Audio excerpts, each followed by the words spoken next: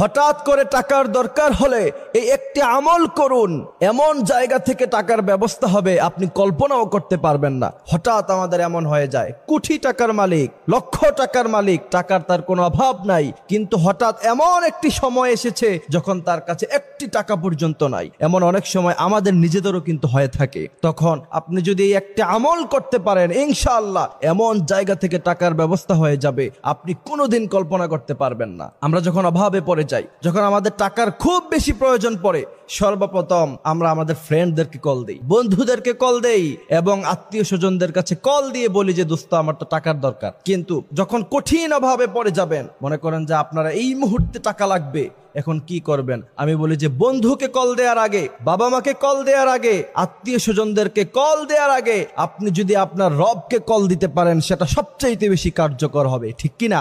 অনেকেই আমাদের কাছে বলে যে হুজুর কঠিন অভাবের মধ্যে আছে, কি করা যায়? তাদের জন্য এই আমলটি আমি দিচ্ছি। আল্লাহ সুবহানাহু ওয়া তাআলা স্পষ্ট ভাষায় তিনি বলছেন, ওয়া মান ইয়াত্তাকিল্লাহা ইয়াজআল লাহু মাখরাজান ইয়ারযুকহু মিন হাইসু লা ইয়াহতাসিব। বান্দা, তুমি কোনোদিন কল্পনা করো নাই এমন জায়গা থেকে তোমার জন্য রিজিক আনবো, তুমি কোনোদিন ভাবো নাই, কল্পনাও করো নাই। ইয়ারযুকহু মিন হাইসু লা ইয়াহতাসিব, এবং অগণিত রিজিক দিয়ে তোমাকে ভরপুর করে দিব। কারণ পৃথিবীর মধ্যে যা আছে সবকিছু আল্লাহ পাকের। এই জন্য প্রিয় ভাইয়েরা আমার, আমলটি আমি বলে দিচ্ছি। আমলটি হলো, সর্বপ্রথম আপনাকে পবিত্রতা অর্জন করতে হবে, ওযু করতে হবে। ওযু করার পরে সর্বপ্রথম আপনি 19 বার আউযু বিল্লাহি মিনাশ শাইতানির রাজিম, আউযু বিল্লাহি মিনাশ শাইতানির রাজিম 19 বার পড়বেন। আউযু বিল্লাহি মিনাশ শাইতানির রাজিম 19 বার পড়ার পরে তারপরে আপনি 550 বার পড়বেন সুবহানাল্লাহ সুবহানাল্লাহ সুবহানাল্লাহ। এরপর 21 বার সূরা ইখলাস তেলাওয়াত করবেন। সূরা ইখলাসের অনেক বেশি ফজিলত। কোন ব্যক্তি যদি প্রতিদিন নিয়মিত 200 বার সূরা ইখলাস পড়তে পারে, আল্লাহ পাক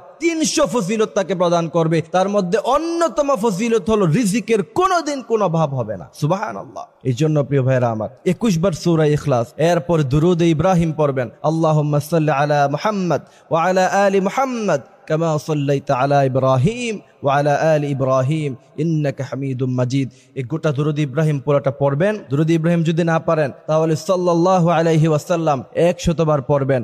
এরপর 100 বার পড়বেন সুবহানাল্লাহি ওয়া বিহামদিহি সুবহানাল্লাহিল আযীম ওয়া বিহামদিহি আস্তাগফিরুল্লাহ। এই গোটা আমলটা করার পরে আল্লাহর কাছে হাত তুলে বলবেন, আল্লাহ আপনি তো অগণিত রিজিকের মালিক, আপনি তো অগণিত রিজিক আমাদেরকে প্রদান করতে পারেন। এমন ভাবে যদি আল্লাহর কাছে চাইতে পারেন, ইনশাআল্লাহ আল্লাহ সুবহানাহু ওয়া তাআলা আপনাকে রিজিক দিয়ে ভরপুর করে দিবে। আল্লাহ বলছেন, বান্দা শোনো, ওয়ালিল্লাহি মুলকুস সামাওয়াতি ওয়াল আরদ, আসমানের মধ্যে যা আছে, জমিনে যা আছে, তাহতাস সারা, এত দুবাইয়ের মধ্যখানে, আকাশের উপরে, জমিনের নিচে যা আছে সবকিছুর একচ্ছত্র ক্ষমতা আমার, ঠিক কিনা? এই জন্য প্রিয় ভাইরা আমার, আল্লাহ পাক রব্বুল আলামিন বিপদের সময়, কঠিন পরিস্থিতিতে যখন পড়ব, ওই সময় আমাদেরকে আল্লাহ সুবহানাহু ওয়া তাআলা আল্লাহর কাছে যেন চাইতে পারি সেই তৌফিক দান করুক। আমিন।